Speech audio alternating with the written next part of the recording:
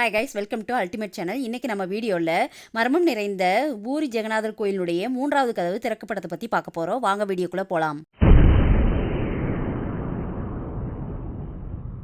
உலகத்திலேயே வேறு எந்த கோவிலும் இல்லாதபடி இந்த பூரி ஜெகநாதர் கோயிலானது கருவறையில் நிறைய மரத்தாலான சிலைகள் இருக்கின்றன. இங்குள்ள மூலவர் சிலைகளானது முழுமையடையாத நிலையிலே வைக்கப்பட்டிருக்கின்றன. இதற்கு காரணமும் தெரியவில்லை, ஏனெனில் இதுவே மர்மமாக இருக்கின்றது. 12 ஆண்டுகளுக்கு ஒருமுறை இந்த கோவிலில் நவகலே வரா அப்படின்ற பெயரில் மிக பிரம்மாண்டமான திருவிழா நடத்தப்படும். இதில் ஒவ்வொரு திருவிழாவின் போது இந்த மூலவர் சிலைகளானது புதிதாக செய்யப்படுகின்றது. இதற்கு காரணம் யாருக்கும் தெரியவில்லை. இது ஒரு மர்மமான ஒன்றாக அறிவிக்கப்படுகிறது. அதேபோல் தஞ்சை பெரிய கோவிலை நாம் மெச்சுகின்ற ஒரே விஷயம் அதனுடைய கோபுர நிழலானது கீழே விழாமல் இருப்பது. அதை சோழர் கால கட்டடக்கலைக்கு சிறந்த உதாரணமாக நாம் சொல்லுவோம். அதுபோலத்தான் இந்த பூரி ஜெகநாதர் கோயிலில் கோபுர நிழலும் எப்படி சூரியன் சுட்டரித்தாலும் தரையில் விழுவதில்லை. பூரி ஜெகநாதர் கோயிலில் ரத்னபந்தர் 46 ஆண்டுகளுக்கு பிறகு மீண்டும் திறக்கப்பட்டுள்ளது.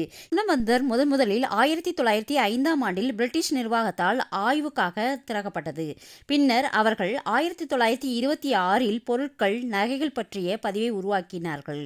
இதன் பிறகு 1978இல் அப்போதைய ஒடிசா கவர்னர் பசுபத் தயாள் சர்மாவால் திறக்கப்பட்டது. பதிவை உருவாக்குவதற்கு முழு செயல்முறையும் 70 நாட்கள் ஆனது.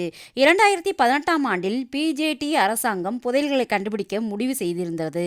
ஆனால் பூட்டிய பந்தரின் சாவிகள் தொலைந்து போனதால் அவர்கள் அதை செய்ய தவறிவிட்டனர். ரத்னபந்தரில் கருவூலத்தில் சேமித்து வைக்கப்பட்டுள்ள பொருட்கள் நகைகள் 3 வகையாக பிரிக்கலாம். இடர்பந்தர் கட்டுரைகள் அவை ஒருபோதும் பயன்படுத்தப்படாதவை. பின்னர் சடங்கு நோக்கங்களுக்கு மட்டுமே பயன்படுத்தப்படும் பொருட்கள் உள்ளன. பின்னர் தினசரி பயன்பாட்டிற்கான பொருட்கள் பஹாரில் வைக்கப்பட்டுள்ளன. பந்தர் 1.2 கிலோவுக்கும் அதிகமான எடையுள்ள 74 தூய தங்க ஆபரணங்கள் உட்பட 180 வகையான ஆபரணங்களை பிதர்பண்டார் கொண்டிருக்கலாம் என்று யூகங்கள் உள்ளன. கருவூலத்தில் பல ஆண்டுகளாக சேகரிக்கப்பட்ட ஜெகநாத பூரியினுடைய பக்தர்களால் வழங்கப்பட்ட ஆபரணங்கள் உள்ளன. இந்த வீடியோ உங்களுக்கு பிடிச்சிருந்துச்சுன்னா லைக் பண்ணுங்க, ஷேர் பண்ணுங்க, சப்ஸ்கிரைப் பண்ணுங்க. தேங்க்யூ.